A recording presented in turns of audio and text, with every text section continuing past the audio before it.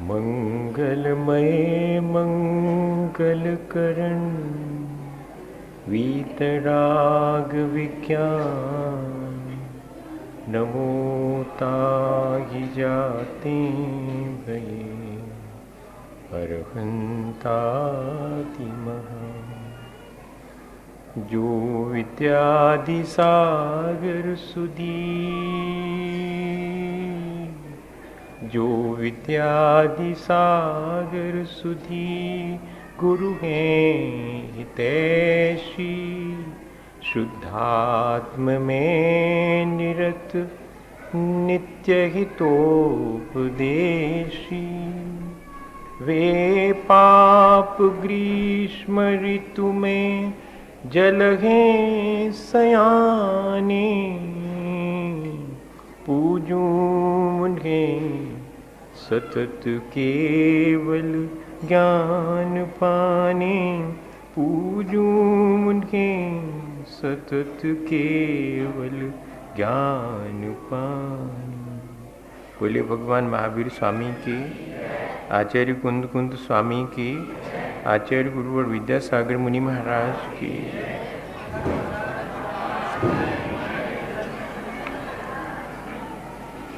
हम सभी लोग हमेशा की तरह आज भी अपने जीवन को बेहतर बनाने के लिए विचार करने बैठे हैं। हमारा जीवन तो हम जितना अपने स्वभाव की तरफ बढ़ेंगे उतना अच्छा बनेगा। जितना हम वीतराग भाव को अपने जीवन में धारण करेंगे, राग द्वेष को जितना हम कमती करते जाएंगे और अपनी दृष्टि को निर्मल बनाकर हम अपना जीवन व्यतीत करेंगे, तभी हमारा जीवन अच्छा बन सकेगा। आचार्य भगवंतों ने राग द्वेष योर हिंसा ऐसा लिखा है। जीवन में यदि हम अहिंसा का पालन करना चाहते हैं, अपने जीवन को अहिंसा से समन्वित करके अच्छा बनाना चाहते हैं, तो भी हमारे लिए ज़रूरी है कि हम राग द्वेष परिणामों से बचने की कोशिश करें। सामान्य रूप से प्रचलित तो ये है कि किसी जीव को नहीं मारना यही अहिंसा है। सो इतना ही अहिंसा का स्वरूप नहीं है। आचार्य भगवंतों ने इससे और आगे बढ़कर भावों में यदि कषाय भाव उत्पन्न होता है, राग द्वेष के परिणाम होते हैं, तो हम व्यक्तिगत रूप से अपनी ही हिंसा कर रहे हैं, अपने ही प्राणों का घात कर रहे हैं। अपने मन, वाणी और शरीर का हमने सदुपयोग नहीं किया, उसे हमने कषायों के द्वारा और अज्ञानता के द्वारा कलुषित होने दिया, तो यह हमने अपने ही प्राणों की हिंसा करी। बाहर में जिस जीव के जितने प्राण हैं, उन सब प्राणों की रक्षा करना हर जीव चाहता है। हम भी उन प्राणों की रक्षा में निमित्त बने, हम किसी के प्राणों का घात न करें। यह तो अहिंसा का बाह्य रूप है। अंदर में हमारे भीतर दूसरे प्राणियों के घात करने का विचार ना हो।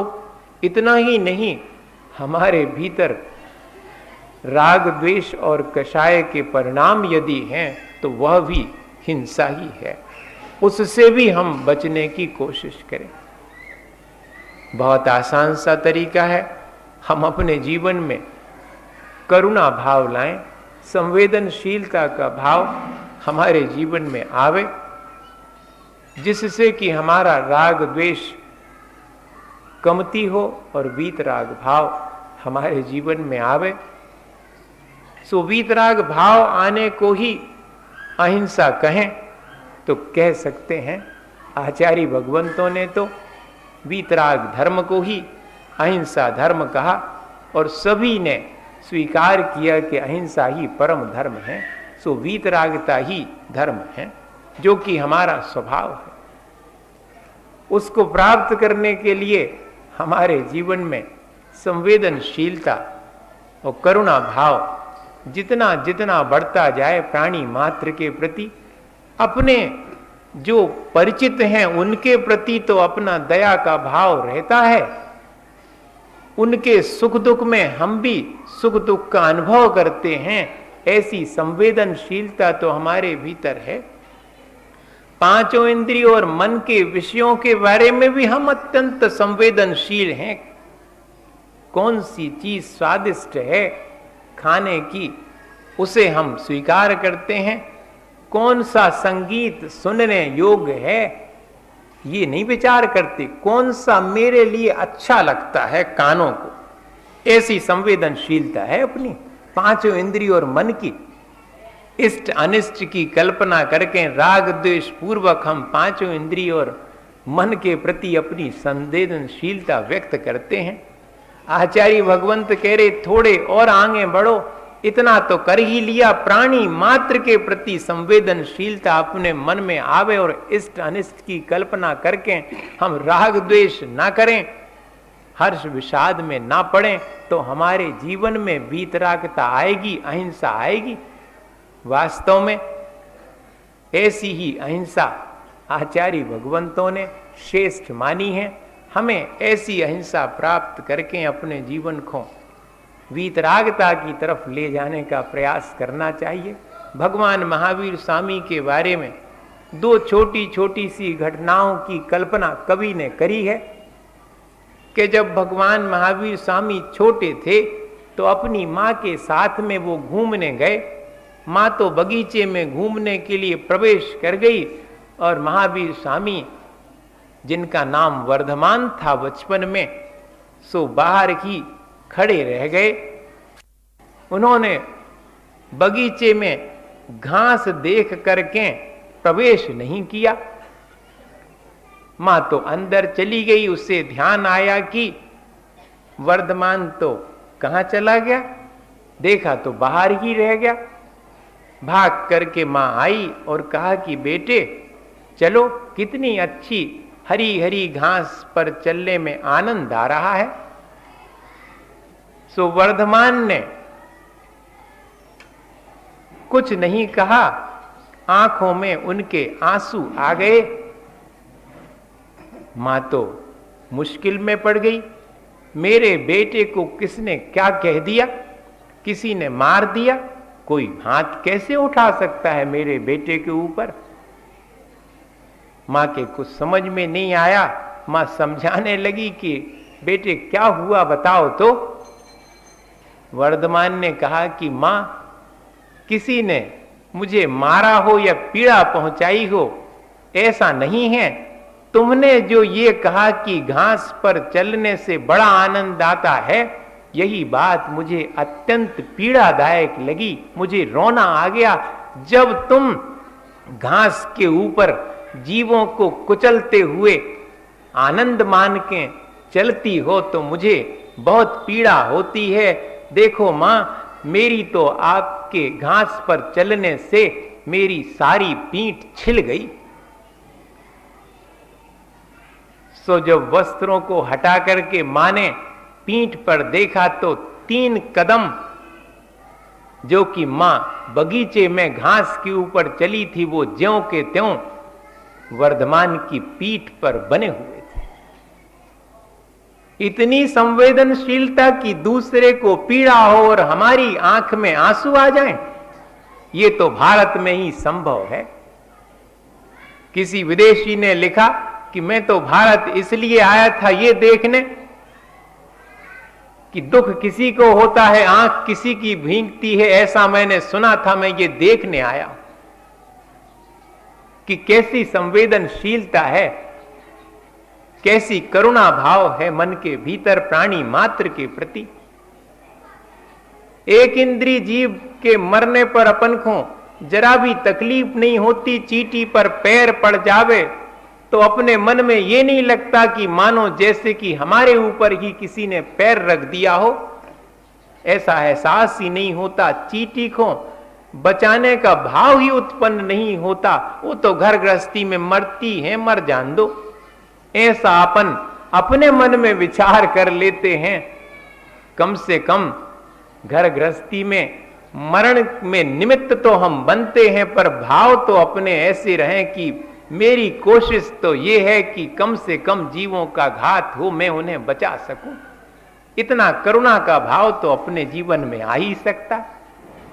एक दिन जब त्रिशला माता श्रृंगार कर रही थी अपने कमरे में और जूड़े में फूलों का गुच्छा लगा रही थी, सो दरवाजे पर वर्धमान ने आकर के देखा और वहीं खड़े हो गए।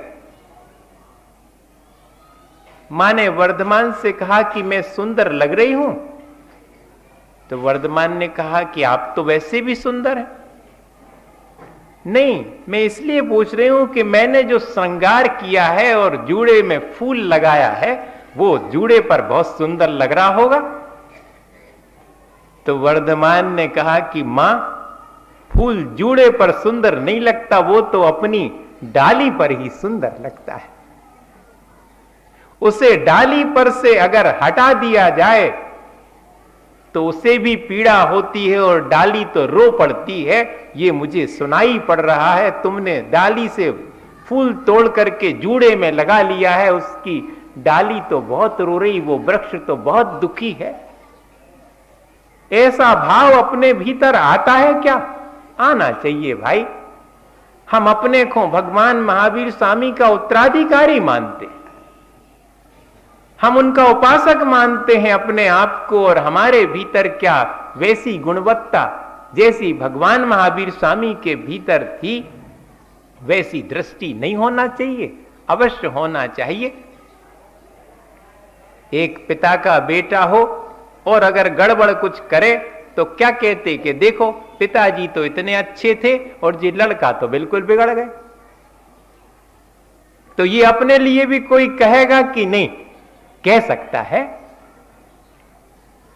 हम जिसके उत्तराधिकारी हैं, कम से कम उस बात का गौरव अपने भीतर में रख करके अपने आचरण से अपना जीवन भी सुधारें और आसपास के परिवेश में संदेश दें। ये काम जैनों ने तो जितना किया सो किया, गांधी जी ने ये काम किया। उनका नाम आज भी अपन याद करते हैं। किस बात के लिए? कि जिस अहिंसा और सत्य का उपदेश भगवान महावीर स्वामी ने और उसके पहले 23 तीर्थंकरों ने दिया, उसे ही सामाजिक और राष्ट्रीय रूप में पालन करके गांधी जी ने उदाहरण प्रस्तुत कर दिया। जिस अहिंसा और वीतरागता को व्यक्तिगत रूप से भगवान महावीर स्वामी ने अंगीकार करने के लिए, आचरण करने के लिए हमें उपदेश दिया, उसी को सामाजिक रूप से और देशव्यापी रूप से किस तरह पालन किया जाए, ये हमें गांधी जी ने बता दिया। शास्त्री जी ने उसी अहिंसा और सत्य को अपने जीवन में स्वयं अंगीकार करके अत्यंत ईमानदारी से अपने पद का निर्वाह किया। दोनों जन आज अपन को याद करने के लिए उनकी जयंती है। वैसे तो जो भी मनुष्य से मनुष्य होता है वो मिथ्यात्व के साथ ही होता है, सो उसका हम स्मरण नहीं कर रहे हैं, उसकी प्रशंसा नहीं कर रहे हैं। हम तो जन्म के उपरांत उन्होंने अपने आचरण को और अपनी दृष्टि को निर्मल बनाने का जो प्रयत्न किया, उस दृष्टि की निर्मलता और आचरण की प्रशंसा कर रहे हैं। जिस अहिंसा और सत्य से हमारा देश स्वतंत्र हुआ, उसकी प्रशंसा कर रहे हैं। कैसे लड़ाई लड़ी, इसकी प्रशंसा नहीं कर रहे। कैसे अहिंसा और सत्य का आलंबन लेकर के भी बिना युद्ध के और अपनी स्वतंत्रता प्राप्त की। भगवान महावीर स्वामी ने तो अहिंसा और सत्य को अगर कोई ठीक ठीक जीवन में अंगीकार कर ले तो वो समस्त कर्मों के बंधन से मुक्त हो सकता है, स्वतंत्र हो सकता है। यहां तक कहा।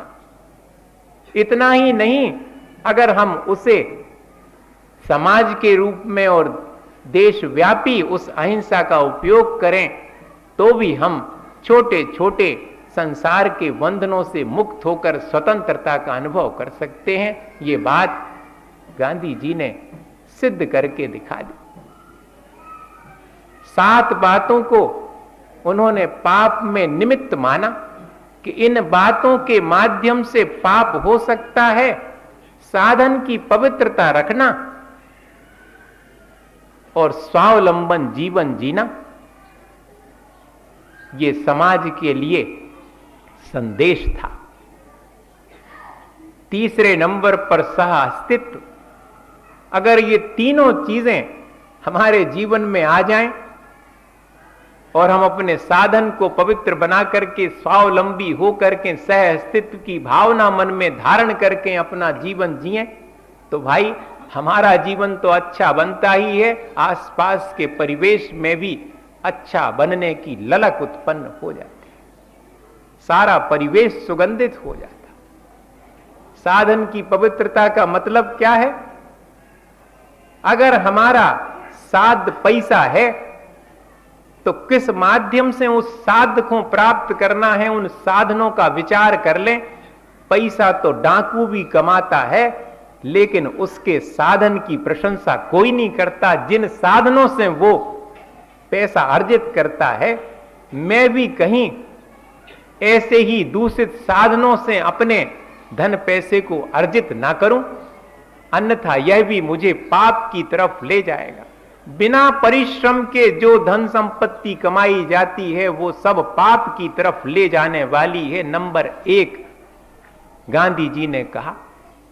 इतना ही नहीं, अगर जो सुख सुविधा के पंचेंद्रिय के विषय हमने जोड़ के रखे हैं उनका उपयोग विवेक पूर्वक नहीं करेंगे तो वो भी हमें पाप की तरफ ही ले जाने वाले हैं।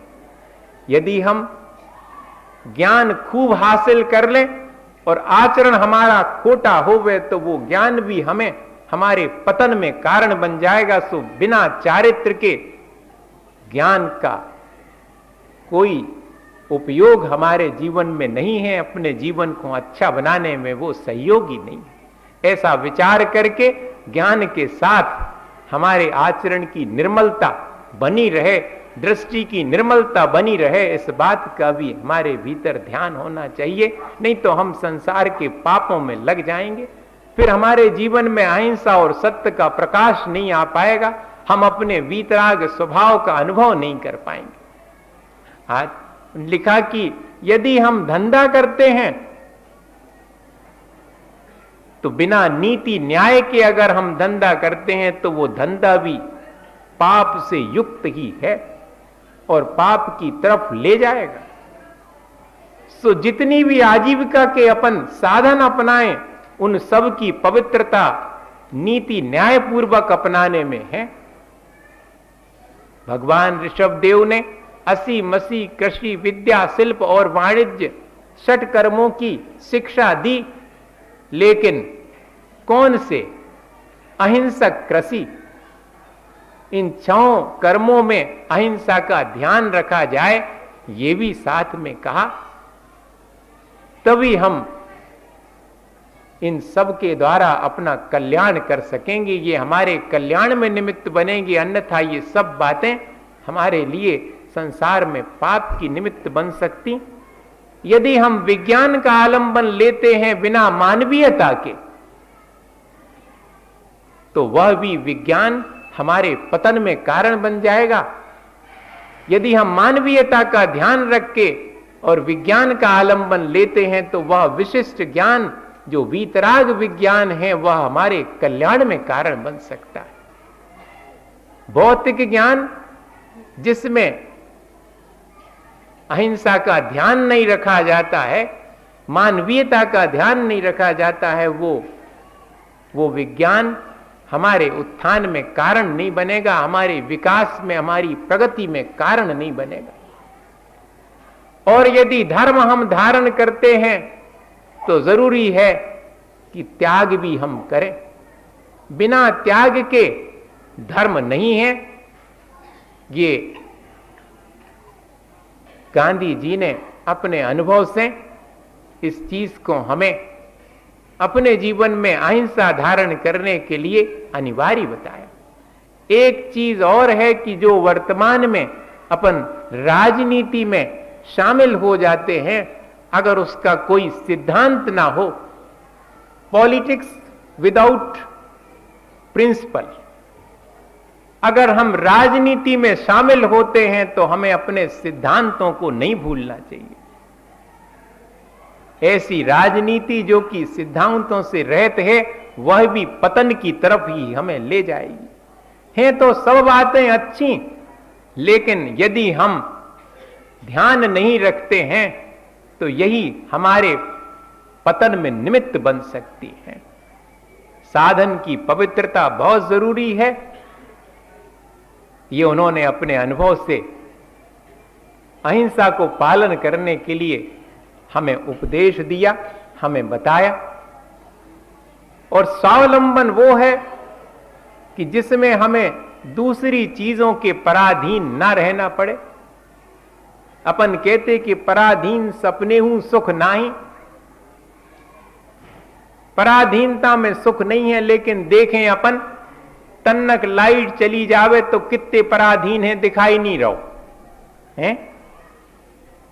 थोड़े थोड़े से सुख सुविधा के साधनों में कमी आ जावे तो इतनी डिपेंडेंसी हो गई है, इतनी पराधीनता हो गई कि उनके बिना अपना काम नहीं चलता। हमें जीवन ऐसा जीना चाहिए कि जिससे हम अपना काम अपने हाथ से कर सकें। लोग तो ये मानते हैं कि जिसके जितने नौकर हैं सो बड़ा आदमी है, ये भैया उतनो पराधीन है, अपनी बिलिया तक नहीं उठा सकत कटोरी, ओखों कटोरी उठावे चाने, कपड़ा पहरवे एक आदमी चाने, वो पहरे है कपड़ा। बताओ तुझे पराधीनता हुई कि बड़प्पन हुआ? नहीं भाई, ये तो हमें पतन की तरफ ही ले जाएगा। इतना स्वावलंबन हमारे भीतर हो कि दूसरे की मदद की जरूरत ना पड़े और हम तत्पर रहें दूसरे की मदद के लिए, ये स्वावलंबन है। स्वावलंबन का अर्थ सिर्फ इतना ही नहीं है कि ने हमें कोई की मदद करने, ने हमें कोई से मदद लेने। ये तो द्वेष भाव हो गया भैया। प्रेम भाव तो, करुणा भाव तो वो है कि मैं दूसरे से ऐसा काम ही ना करूं कि मदद लेनी पड़े और मैं दूसरे की विपत्ति में मदद के लिए तत्पर रहूं। ऐसा स्वावलंबन हमारे जीवन में आवे। शिक्षा भी ऐसी है जो हमें स्वावलंबन सिखावे। विनोबा ने तो कहा कि लर्निंग विद डूइंग, हम सीखें जो हम करें उससे। लेकिन हम ऐसे स्वावलंबन को आज पसंद नहीं करते। दूसरे की नौकरी करें, ये पराधीनता हमने स्वीकार कर ली है, उसे ही श्रेष्ठ मानते हैं। सबको एक ही दौड़ है कि एनी हाउ किसी भी तरफ से जॉब मिल जाए। अपने हाथ से हम पराधीन होने का उपाय करते हैं। छुट्टी चाहिए है, तकलीफ है तो 10 दिन पहले से हाथ जोड़ो, पांव परो कि भैया दे दियो छुट्टी फलाने दिना की चाने लियो। इतनी पराधीनता। लेकिन हमने उसी को श्रेष्ठ मान लिया है, जबकि आचार्य भगवंतों में ने भी लिखा कि पंचेंद्री और मन के विषयों के जो जितना पराधीन है वो अपने लिए उतना ही पतन की तरफ ले जा रहा है। जो जितना पंचेंद्रिय और मन के विषयों से विरक्त है, उसकी आवश्यकता महसूस नहीं करता, उसके जीवन उसके बिना भी चलता है, जीवन की गाड़ी रुकती नहीं है, वही व्यक्ति अपने जीवन का कल्याण कर सकता, वही सत्य के मार्ग का अनुसरण कर सकता है। और तीसरी चीज सह अस्तित्व। हम अकेले इस संसार में जीने वाले नहीं हैं। एक इंद्री से लेकर के संगी पंचेंद्री मनुष्य और तिर्यंच सब हमारे साथ अपना जीवन व्यतीत करते हैं। कोई भी मरना नहीं चाहता। किसी के मरण में मैं निमित्त ना बन जाऊं, ऐसा जीवन जीऊं। मेरी वाणी ऐसी हो कि दूसरे को कष्टकारी ना हो, मेरे मन में दूसरे को कष्ट पहुंचाने का विचार ना हो। क्या इतना हम अपने भीतर में सहअस्तित्व की भावना नहीं ला सकते? लाते तो हैं। अपन उनका ख्याल रखते हैं जो कि हमारा भला करें, हमें सुख सुविधा के साधन जुटावें। ऐसा तो स्वार्थपूर्ण दूसरे का ध्यान रखने का भाव अपने भीतर है, लेकिन निस्वार्थ भाव से सब जीवों के प्रति करुणा भाव, सहअस्तित्व तभी आ सकता है कि जब हम ठीक ठीक अपने जीवन को स्वयं जिए और दूसरे को जीने के लिए सुविधा दें। नौकर मेरे लिए सुविधाएं दे रहा है और मैं नौकर को पैसा तो दे रहा हूं, ऐसा मालिक सोचे तो नौकर और मालिक का संबंध सहअस्तित्व का नहीं कहलाएगा। वो तो तब होगा जब नौकर ये सोचे कि मुझे सौभाग्य है कि मैं मालिक की सेवा कर रहा हूं, और मालिक विनम्र रहे कि देखो अगर ये सेवा नहीं करता तो अकेले पैसे से मैं क्या कर लेता। मैं तो सिर्फ इसलिए दे रहा हूं कि इसकी भी आजीविका ठीक से चले, तो पैसा दे रहा हूं। इसकी मेहनत का पैसा नहीं चुकाया जा सकता। परिश्रम का क्या हम किसी को पैसा चुका सकते? किसी की भावनाओं का पैसे से आकलन कर सकते? नहीं भाई। ऐसी भावना सहअस्तित्व की हमारे भीतर आवे तब तो हमारे जीवन में अहिंसा और वीतरागता आएगी, जो कि हमारा प्राप्तव्य है। आज के दिन तो विशेष रूप से हमें अहिंसा और सत्य को जीवन में धारण करने का संकल्प करना चाहिए। हम अपने खान पान में अहिंसा का ध्यान रखेंगे, पहनने ओढ़ने में, सारे रहन सहन में जो जो साधनों का हम उपयोग करते हैं उन साधनों की पवित्रता रखेंगे और किसी जीव को क्षति ना हो ऐसा जीवन जिएंगे। एक छोटी सी घटना है, बंगला भाषा में लिखी गई थी, उसका हिंदी हुआ डांगर बोली उसका नाम था। कहीं पर यह घटना घटी तो जिस व्यक्ति के घर में मांसाहार किया जाता था, जीवों की हिंसा की जाती थी, उसके घर की घटना। वो मांस प्राप्त करने के लिए जीवों को मारने को 2 बकरे अपने घर में लाया और पिछवाड़े उसने दोनों को बांध दिया कि 2-3 दिन में हम इनको मार करके अपने लिए इंतजाम कर लेंगे। उस व्यक्ति को थोड़ा थोड़ा पशुओं की भाषा समझ में आती थी।